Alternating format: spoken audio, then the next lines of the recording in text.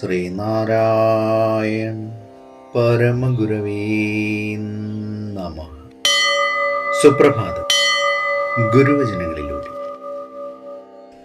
നല്ല കുടുംബത്തിൽ ജനിച്ചവളും ഭർത്താവിൻ്റെ ഹിതമനുസരിച്ച് പ്രവർത്തിക്കുന്നവളും വരവനുസരിച്ച് ചെലവാക്കുന്നവളും നിർമ്മലയുമായ സ്ത്രീയാണ് ഉത്തമ കുടുംബി.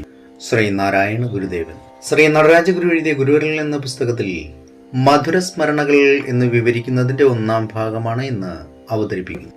ശങ്കരാചാര്യർ തൻ്റെ വിവേക ചൂടാമണി എന്ന ഗ്രന്ഥത്തിൻ്റെ ആരംഭത്തിൽ മംഗളാചരണം നടത്തിയിരിക്കുന്നത് ഇങ്ങനെയാണ്: സർവവേദാന്ത സിദ്ധാന്ത ഗോചരം തമഗോചരം ഗോവിന്ദം പരമാനന്ദം സദ്ഗുരും പ്രണതോസ്മൃഗം.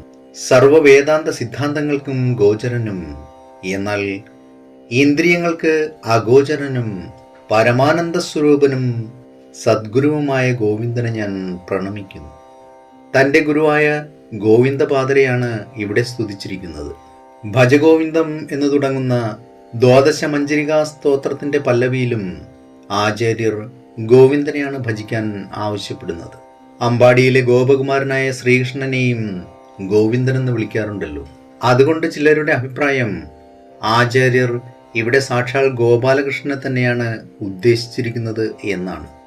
എന്നാൽ മറ്റുള്ളവർ കരുതുന്നു ഗോവിന്ദപാദരെയാണ് ആചാര്യർ ഉദ്ദേശിച്ചിട്ടുള്ളതെന്ന്. അതാണ് കൂടുതൽ യുക്തവും. അങ്ങനെയാണെന്നുണ്ടെങ്കിൽ ഗോവിന്ദാചാര്യർ വൈഷ്ണവ ചുവയുള്ള വൈദിക മതത്തിന്റെ വക്താവായി കേരളത്തിൽ വന്നിട്ടുണ്ടാവണം. അതിനോട് ശങ്കരാചാര്യർക്കുണ്ടായ പ്രതികരണം ആ ഗുരുവിന്റെ വചനത്തെ പുതിയൊരു അർത്ഥകൽപ്പനയ്ക്കും മൂല്യനവീകരണത്തിനും വിധേയമാക്കിയിട്ടുണ്ടാവണം. അതിനാൽ ഇവിടെ ചൂണ്ടിക്കാണിച്ച 2 സന്ദർഭത്തിലും ആചാര്യർ ഉദ്ദേശിച്ചത് ഗോവിന്ദപാദാചാര്യരെ തന്നെ ആയിരിക്കണം. ഏവർക്കും നന്മ നിറഞ്ഞൊരു സുദിനമായിരിക്കട്ടെ എന്ന് ആശംസിച്ചുകൊണ്ട് നിർത്തുന്നു. നന്ദി, നമസ്കാരം. ഗുരുധർമ്മം ജയ്.